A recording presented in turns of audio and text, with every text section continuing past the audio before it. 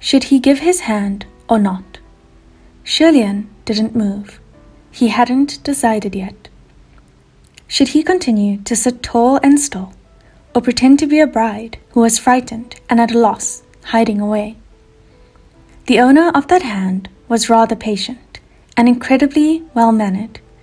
Shirlian didn't move, and so he didn't move either, seeming to be waiting there for his response. A moment later, as if something had taken control of him, Shirlian reached out. He rose to his feet, ready to push aside the curtain to descend the sedan. But the other had already moved, lifting the red curtain. The one who had come grasped his hand, but the hold wasn't too firm, as if afraid he'd be hurt. He somehow gave the impression of treating him with the utmost care. Shirlian had his head bowed, letting the man guide him slowly out of the sedan. Below the veil, Shirlian could see the dead body of a wolf that the silk-band Ruya had strangled to death by his feet. An idea came to him, and Shirlian lightly tripped, falling forward with an alarmed gasp. The man immediately reached out and caught him. Shirlian also twisted his hand and caught the man's arm, and felt something cold. It turned out that the man was wearing a pair of silver vambraces around his wrists. The vambraces were exquisite and beautiful, with decorative patterns. Maple leaves, butterflies, and savage beasts were engraved upon them. Quite mysterious and unlike anything from the Midlands, but more so akin to the ancient objects of foreign tribes. With them locked around the man's wrists, they appeared refined and agile. Shirlian's trip and fall earlier was a feint. He had the mind to test this man. The silk band, Ruya, had been circling languidly inside the large and expansive sleeves of his celebratory robe, waiting to strike at a moment's notice. However, the man only took his hand and guided him forward. First, Shirlian couldn't see the path clearly with the veil on. Second, he had the mind to delay. Thus, he purposely walked very slowly. Yet, the other matched his pace and walked slowly with him, the other arm coming around to support him every now and then, as if afraid Shirlian would trip again. No matter how high on guard Shirlian was, to be treated this way, he couldn't help but think. If he was a real groom, then he'd genuinely be the most gentle and considerate one. Just then, he suddenly heard an exceedingly soft clinking sound. With every step the two took, that sound would ring crisply. Just as he was mulling over what that sound could be, there was suddenly the low, suppressed growls of wild beasts from all around. Feral wolves. Shirlian's form jerked slightly, and the silk band, Ruya, suddenly snapped tight on his wrist. Yet, who knew that before he could do anything, the man who was holding his hand softly tapped the back of Shirlian's hand like he was comforting him, telling him not to worry. Those two taps were so soft and so gentle. Shirlian was slightly taken aback, but that low growling was already suppressed. When Shirlian listened closely, he suddenly realized that these feral wolves weren't growling, but rather whimpering. That was clearly the whimpering of beasts that had reached the peak of fear and could not move while they struggled before death. Now his curiosity for who this man was even stronger.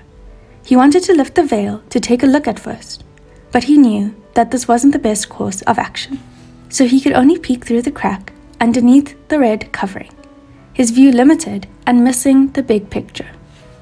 The only thing he could see was the lower hem of a vividly red robe, and below the red robe were a pair of black leather boots, walking languidly. Those black leather boots were wrapped tight, and going upward, there were a pair of long and slender legs, looking extremely beautiful as they walked. On the sides of the black boots, there dangled two thin, broken silver chains. With every step, the silver chains would sway, clinking and crinkling, sounding extremely nice. The steps were unhurried and languid, but light, much like a young man's. However, his every step was confident. like there was nothing that could stand in his way. If anyone dared to block him, then he'd rip them to pieces. Thus, Shirlian couldn't say just who exactly this character was. Just as he was deep in thought, suddenly, something hauntingly white on the ground intruded on his vision. It was a skull. Shirlian's step faltered for a moment. He could tell with one look that the way the skull was placed was amiss. This was clearly a point in an array. If moved, the entire enchanted array would probably attack this point in the blink of a second. But judging by that youth's steps, it was as if he didn't notice that there was anything there at all.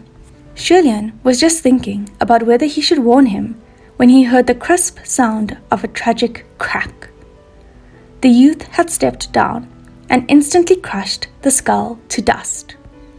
And then, as if he sensed nothing, he walked over, stepping through that mound of dust indifferently. He actually, with just one step, crushed the entire enchantment into a mound of wasted dust. Just then, that youth's step paused. Shirlian tensed, wondering if he was about to do something now, but that youth only stopped for a moment before continuing to guide Shirlian along. After a couple of steps, suddenly there was a pitter-patter from above, as if beads of raindrops were beating down on the surface of an umbrella. It turns out that the youth had opened an umbrella and raised it over both of their heads. Although it wasn't quite the time for it, Shirlian couldn't help but praise inwardly that he really was quite considerate, but at the same time, very curious. "Is it raining?" he asked. Within the mystic Black Mountain, the vast wilderness, somewhere deep in the far distant ranges, there came the long howls of the wolves. Perhaps it was because of a slaughtering that had just occurred inside the mountain, but the faint scent of warm blood was still permeating in the cold, frigid air. Everything about the situation was oddly charming to the extreme. That youth held him in one hand and the umbrella in the other as he walked languidly on, appearing for no reason to be bewitchingly romantic and deeply affectionate. That strange shower came suddenly and ended suddenly as well. It wasn't long before the dripping sound of raindrops hitting the umbrella disappeared. That youth had also come to a stop, seeming to have put away the umbrella. Then, at the same time, he finally let go of Shirlian's hand and moved a step closer. The hand that had been holding his own the entire way softly folded a corner of the veil and slowly raised it upwards. Shirlian had been waiting for this moment the entire time. He stood still, watching as the tormenting red curtain was slowly pulled up. The silk band then shot out. It wasn't because killing aura had stirred in that youth, but because the man must be apprehended first, control him, then talk later. Yet unexpectedly, when the silk band Ruya flew out and carried with it a blast of wind, that bright red veil left the youth's hand, fluttering up and then down. Before Shirlian had the chance to see the remnant shadow of that red-robed youth, the silk band Ruya had shot through him. That youth shattered into thousands of silver butterflies, scattering into a breeze of silver twinkling stars. While it wasn't the time for it, after Shirlian had backed a couple of steps away, he couldn't help but sigh in awe. This sight truly was as beautiful as a fantastic dream. Just then, one silver butterfly flew past his eyes errantly. But when he tried to look closer, that single silver butterfly fluttered twice around him before joining the wind of butterflies, melting into a part of the silver that enveloped the sky as they fluttered with their wings to fly into the night. It was a good while before Shirlian came back around, and he wondered, so was that youth the ghost groom? In his opinion, he didn't think so. And if those wolves on Mount Yujin were his subordinates, then why would they appear so terrified upon seeing him? And also, if that enchanted array on the way was set up by the ghost groom, then why did he so casually crush it? The more he pondered, the stranger this was. But then Shirlian tossed the silk bandroya over his shoulder and thought, well, whatever. He could also just be someone passing by. I'll leave this for now and focus on the proper business. But after scanning around, he realized, not far away was a building, standing there somberly. Since that youth had brought him here, and this building was so painstakingly hidden inside the enchantment array, then Shirlian must go inside to take a look. Shirlian took a few steps, then halted abruptly. After some thought, he turned back, picked up the veil that was on the ground, patted it off, and clutched it in his hand before continuing to make his way into the building.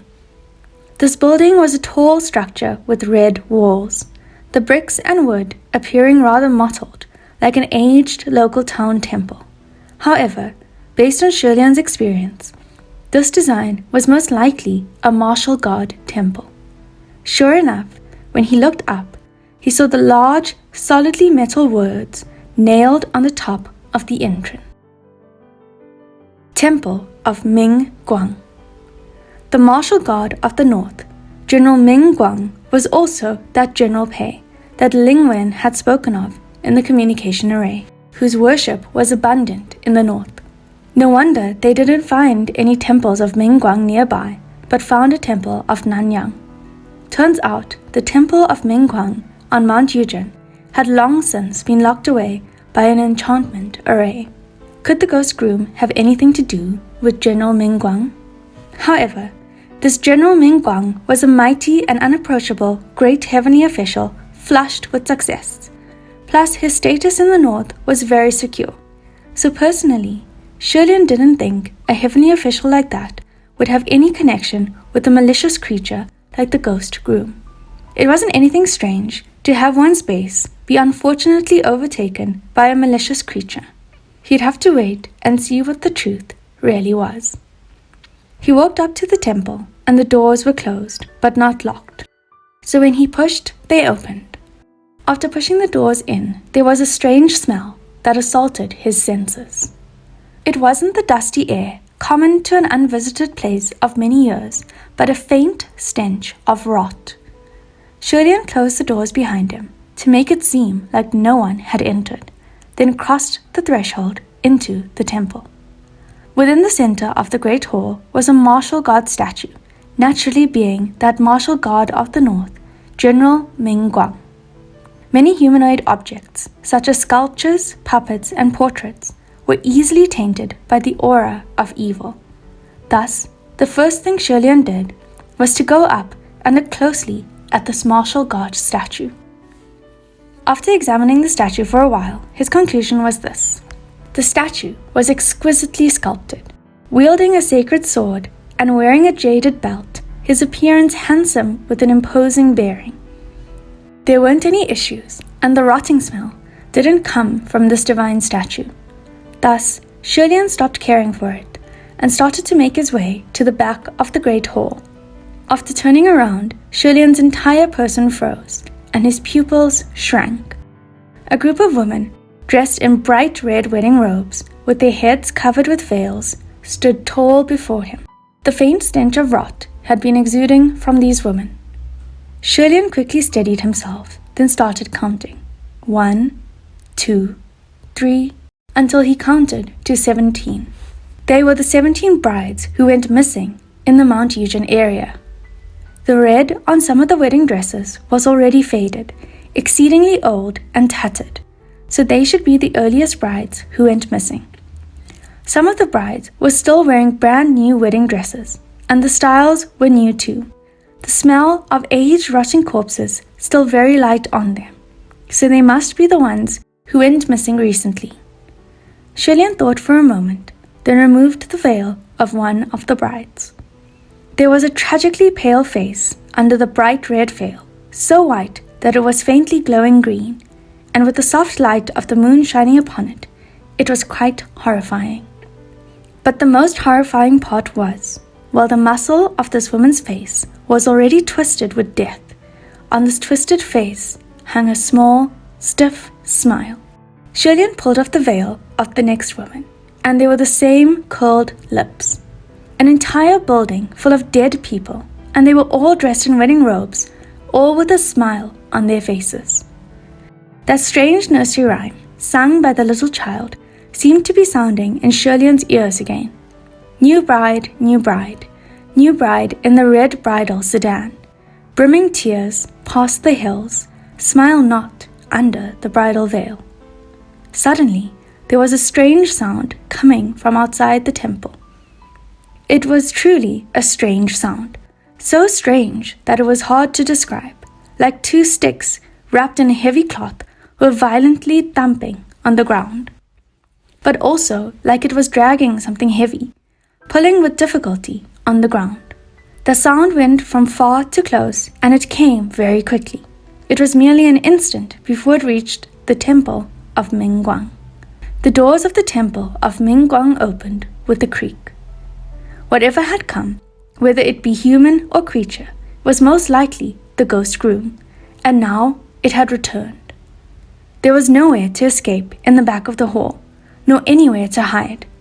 Shirley's mind spun for a second. Seeing this row of brides, he instantly put on his veil anew, joining the line himself and standing still. If there were only 5 to 6 corpses standing there, then of course it would be easy to see that the numbers weren't correct. But there were 17 corpses of brides here, and unless each one was counted like he had done earlier, then it would be difficult to notice that there was a new one mixed in. He'd only just joined the line before he heard that strange thump, thump, thump. Shirley remained still while he pondered. Just what is this sound? By the length and pauses, it's a bit like the sound of footsteps. But what creature's footsteps sound like this? It's definitely not the youth who brought me here. He was very at ease, and when he walked, it clinked. Suddenly, he realized something, and his heart violently lurched. Oh no, my height is wrong. The corpses were all women, but he was an authentic male through and through, and was born a notch taller than woman. While an extra person couldn't be noticed with a glance, if there was someone particularly tall in the group of corpses, then it was very noticeable. But, as his mind spun again, Shirley quickly collected himself once more. He certainly was taller than these brides, but that girl Xiao Ying had only tied a simple ponytail for him, and didn't do much else. The brides here were each richly dressed to the nines, their hairdos shooting for the skies. There were even some who were wearing phoenix crowns, a giant piece raising high on their heads, so they might not be shorter than him. Even if he was tall, he shouldn't be that conspicuous. Just as he was thinking this, he heard a shh sound that was about 2 meters away from him. A moment later, there was another shh, and this time it was a bit closer. Shirley realized what this ghost groom was doing. It was pulling off the veil of each one of the brides and checking the faces of the corpses one by one. Pang! If he didn't strike now, then when was a better time? The silk bandolier shot out and hit that ghost groom squarely. There was a large rumble and a black smoke assaulted his face. Shirley didn't know whether that demonic smoke was toxic or not, but since he had no spiritual light to shield his body, he immediately covered his nose and mouth, while at the same time prompted Ruya to whirl widely to vent the air, dispersing the black smoke. There was more thump, thump, thump noises, and when Shirley cracked open his eyes, he saw a small and short form by the entrance flashing past. The entrance was thrown open, and a ball of black smoke stole for the forest. Shirley made the decision on the spot and chased after it immediately. Yet who knew he hadn't gone far before seeing fires blazing within the woods, and the screaming and shouting of rampage came from the distance. Charge! The voice of a youth was particularly loud and clear. Catch the ugly freak and exterminate evil for the people. We'll split the reward money evenly. It was indeed that little mob boss. Shirley gave a frustrated cry inwardly. This group said that they were going to come into the mountain, and they actually did. There was originally an enchanted array covering the place, so whatever. But this array was just crushed to smithereens by that youth earlier, and this group, with their blind luck, actually found the place. Upon a second look, the direction they'd come from, just so happened to be the direction where the ghost groom had fled to. Shirley grabbed the silk bandolier and charged out, shouting, "Don't move!" The group froze for a moment. He was about to say more when he heard the little mob boss inquire warmly, "My lady, you were kidnapped by the ghost groom, right? What's your name? We are here to rescue you. You can relax now." Shirley was taken aback, finding this hilarious, before remembering that he was still dressed in woman's attire. There were no mirrors inside the temple of Nanyang, so he didn't know what he looked like right now. Based on their reaction, Lady Xiao Ying's hands must be nimble.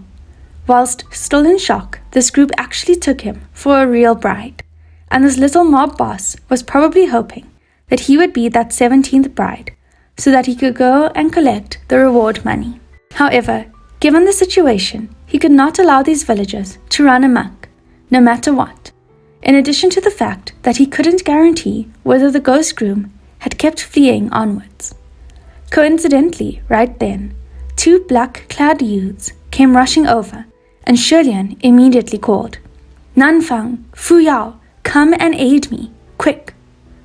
When those 2 heard and looked over, they were both taken aback, then backed a couple of steps away. Shirley had to ask many times before they came around. Shirley asked, "Did you 2 come from that direction? Did you run into anything on the way?" "No," Nanfang replied. "Good," Shirley said. "Fu Yao, immediately follow this path down to search. Search all around to make sure that the ghost groom isn't escaping." Fu Yao turned and left after he had heard the instructions. Shirley then said, "Nanfang, you stay and guard this place, and make sure not a single person leaves. If Fu Yao doesn't find that ghost groom in the mountain, then it must be in the crowd right now." Upon hearing this, the crowd erupted in commotion. The little mob boss had realized that he wasn't a woman by now, and he was the first to jump. Not a single one can leave? On what basis? Are there no laws in this land? Guys, don't listen to them. He hadn't yet landed from his jump when Nanfang struck out with his hand, and a large tree the width of 1 man hugging around snapped and collapsed. The crowd instantly remembered that this young man chopped things whenever there was a disagreement, and if he chopped them like that pillar, then any form of money repayment would be useless. So they all shut up. The little mob boss exclaimed, "You said the ghost groom is among us? Every single one of us has a proper name and a family. If you don't believe me, use a torch to light up everyone's face and check individually." "Nanfang," Shirley called. Nanfang took the torch from the little mob boss and went around to shine it on every single person. Each face was covered in sweat, or nervous, or at a loss, or excited, all extremely spirited. Shirley couldn't discern anything, and he came before the crowd. "Everyone, I apologize for any offense earlier, but I injured that ghost groom, and it escaped. It definitely couldn't have gone far. My 2 little friends here didn't bump into it on the way here, so I'm afraid that this creature is mixed in with the group. Will you please take a look at each other, see each other's faces clearly, and see if there's anyone that you don't know in this crowd?" When the crowd heard that the ghost groom could be mixed in with their own group of people, their blood ran cold, and they didn't dare to be careless, peering at each other, you looking at me and me looking at you. They looked for a while, and then suddenly there was a yell. "Why are you here?" Shirley's brows jumped, and he pushed himself over. "Who is it?" The little mob boss snatched someone else's torch and shined it at the corner. This ugly little freak. The one he was pointing to was Xiao Ying. Xiao Ying's slanted eyes and crooked nose appeared somewhat contorted under the firelight, and she looked like she couldn't bear to be exposed, raising her arms to block her face. I was worried, so I wanted to come up and look." Seeing how alarmed she looked, Shirley took away the torch in the little mob boss's hand and turned to the other. "How is it, everyone?" The group all shook their heads. "There isn't anyone that we don't know. We've seen everyone that is here." "Could it be possessing someone?" Nanfeng asked. Shirley hummed for a moment. "It shouldn't have. there was a solid body. Since it is already a savage, it is hard to say whether it can change shape, Nan Fung said. While the two were hesitating, the little mob boss was again the first to shout, "The ghost groom is not among us. Do you see? If you do see, then why won't you let us go?" Scattered voices agreed here and there, and Shulian gave them a sweeping look. "Will everyone please stay here in front of the temple of Mingguang and not move even half a step away?" The group was about to complain again, but when they saw Nan Feng's cold glare, they didn't dare. Just then, Fu Yao had also returned. He reported, "There's nothing nearby." Gazing at this heavily packed crowd before the temple of Mingguang, Shulian slowly said, "Then it must be within this group of people."